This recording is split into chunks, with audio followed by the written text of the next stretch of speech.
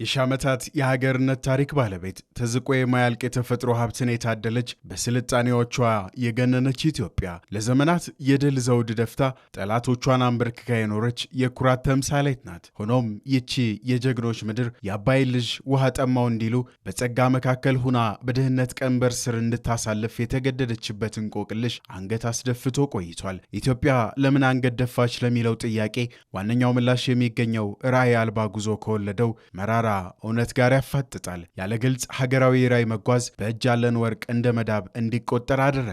ለዘመናት የነበረውን ክፍተት፣ ያንን በደጅ የሚፈሰውን ውሃ ወደ መስኖ፣ ተዝቆ ያላለቀውን የተፈጥሮ ሀብትም ወደ ምርት፣ የጀግኖችን ታሪክ ወደ ኢኮኖሚ ነጻነት የሚቀይር የስትራቴጂ ድልድይ አለመኖሩ ሽንቁሮቹን ብዙ አድርጓቸው ነበር። ዛሬ ግን ያ አንገት አስደፊ የታሪክ አዙሪት በቆራጥ እርምጃዎች እየተሰበረ ይገኛል። ራዕዩም ኢትዮጵያን የኢንዱስትሪና የቴክኖሎጂ ማዕከል የማድረግ በስራ የተገነባች ሀገርን መፍጠር ነው። የእኛ መንግስት ራዕይ ያለውን ስታይ በግልጽ በጽሁፍ አስቀምጧል። ለኢትዮጵያ ብልጽግናን እንመኛለን። ያ ብልጽግና ደግሞ ሊመጣ የሚችለው በእውቀት፣ በትጋት፣ በስራ እንደሆነም እንዲሁ እናምናለን። ኢትዮጵያ የኢንዱስትሪና የቴክኖሎጂ ማዕከል መሆን አለባት። ዜጎቿ ለሀገራቸው፣ ለግላቸው፣ ለቤተሰቦቻቸው ብልጽግና የሚተጉ የሚሰሩ፣ በላባቸው በድካማቸው ውጤት ብልጽግናን የሚያረጋግጡ መሆን አለባቸው ብለን በጽኑ እናምናለን። በጽሁፍ ተገልጿል፣ በንግግር ተገልጿል፣ በስራም እየተገለጠ ይገኛል። 30-40 ሚሊዮን ዶላር ገደማ ነው በለውጡ ዘመን ከማይኒንግ ሴክተር የምናገኘው። ዛሬ ክሎስ ቱ 4 ቢሊዮን ዶላር እናገኛለን። ከ30-40 ሚሊዮን ዶላር 4 ቢሊዮን ዶላር ደረጃ ገብቷል፣ ይጨምራል።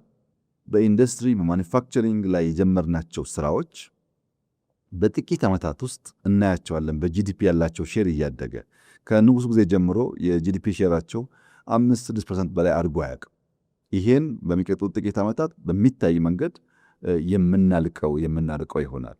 ቴክኖሎጂ በሚመለከት በተለይ ኤአይ ዩኒቨርሲቲ፣ ኤአይ ሲቲ፣ ኤአይ ፓርኮች ላይ የጀመርናቸው ስራዎች በተሟላ መንገድ ሲከወኑ በፍላጎታችን ልክ ብልጽግናን ለማረጋገጥ የምናደርገውን ጉዞ የሚያሳልጥ ይሆናል። ኢትዮጵያ ካለችበት የድህነት መዝገብ ወጥታ የብልጽግና ማማ ላይ ለመውጣት ታዲያ በኢትዮጵያ ታምርት ንቅናቄ ተፋልማ በማክሮ ኢኮኖሚ ታክማ በዲጂታል ቴክኖሎጂ ወደፊት ቁማ እየሄደች ትገኛለች። ኢትዮጵያ ማምረት አለባት። የኢትዮጵያ ዜጎች ማምረት አለባቸው፣ መፍጠር አለባቸው፣ ማምረት አለባቸው። ኢንኩቤሽን ሴንተር እናሰፋለን። ፖስት ኢንኩቤሽን ሴንተር ፓርኮች እናሰፋለን። ኢንዱስትሪያል ፓርኮች በሀገር ውስጥ ዜጎችና ባለሀብቶች እናስፋፋለን። በየቦታው ምርትና ምርታማነት የሚያሳድጉ ስራዎች እንሰራለን። የጀመርነውን የማክሮ ኢኮኖሚ ሪፎርም አጀንዳ አጠናክረን እንቀጥላለን። ወደኋላ ወደፊት ሳንል አጠናክረን በተሟላ ደረጃ ውጤታማ እንዲሆን እንሰራለን። ሶስተኛ ኦቶሜሽን ነው። እንዳየኸው በመሶብ በሰርቪስ ላይ ኦቶሜሽን ተጀማምሯል። ኢትዮጵያን ስታቲስቲክስ ዳታዎች መንግስት ለዲሲሽን በሚመቸው መንገድ ወጥ በሆነ ዳሽቦርድ በየዕለቱ መረጃ የምናገኝበትን ስርዓት እየዘረጋ እንገኛለን። በእኔ እምነት የማክሮ ኢኮኖሚ ሪፎርም አጀንዳው፣ የናሽናል ስትሪንግ ኮሚቴ የሚሰራቸው ስራዎች፣ የኢነርጂ አቅርቦት፣ መሬት አቅርቦት፣ የፋይናንስ አቅርቦት፣ የሚሰጡ ድጋፎች ተደማምረው በሚቀጥሉት 2-3 ዓመታት በግልጽ የኢንዱስትሪው ሴክተር ሪስፖንድ ሲያደርግ የምናይ ይመስለኛል። ሀገራዊ ራዕይ ተራ ምኞት አይደለም፣ ይልቁንም ያለንን እምቅ አቅም አውጥቶ የመጠቀም ብልሃት እንጂ። ኢትዮጵያም ዛሬ አቅጣጫ መጠቆሚያ ራዕይዋን አግኝታለች። ዛሬ የተፈጥሮ ጸጋን ወደ ሀብት የምትቀይርበት መንገድን ይዛለች። ይህ ጉዞ የናፈቃትንና ከታሪኳ ጋር የሚመጥንን የኢኮኖሚ ቁመና እንዲኖራት የሚያደርግ በጉዞዋም የአፍሪካ አውራ የመሆን ነው። ኢትዮጵያ ካለ ጥርጥር ትበለጽጋለች። ይህም መጠራጠር ሁለት ጊዜ ማሰብ አያስፈልግም። ትበለጽጋለች።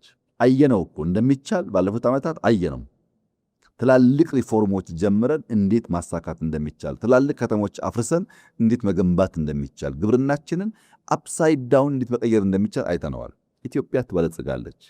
ኢትዮጵያ ጥንታዊነቷ፣ ታሪክ ጠገብ መሆኗ፣ ነፃ መሆኗ፣ ተዝቆ የማያልቅ የተፈጥሮ ሀብት ያላት መሆኗ እስከዛ የተዳፈነ ቢሆንም አሁን ሪቪል መውጣት፣ መታየት፣ መገለጥ ጀምሯል። ለሚቀጥሉት 10 ዓመታት ምንም ጥርጥር የለውም በአፍሪካ ውስጥ አውራ ሀገር ትሆናለች ኢትዮጵያ።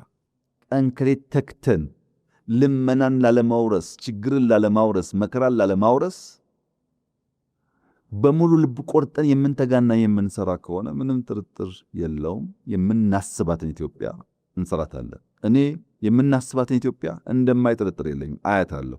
ልጆቼ ደግሞ ይኖራታል። ኢትዮጵያ አትቆምም። ኢትዮጵያ ሸብረክ አትልም። ኢትዮጵያ ትበለጽጋለች። ህልሞቻችንም ደረጃ በደረጃ የኢትዮጵያ መሠረታዊ ፍላጎቶች እንመልሳለን። የኢትዮጵያ ትንሣኤ የሚረጋገጠው በትላንት ታሪክ ላይ ብቻ ሳይሆን ያንን ታሪክ ለዛሬው የኢኮኖሚ ነጻነት እንደ ግብዓት በመጠቀምም ነው። አሁን የተጀመሩ ንቅናቄዎች የዚህ ታላቅ ራዕይ መገለጫዎች ናቸው።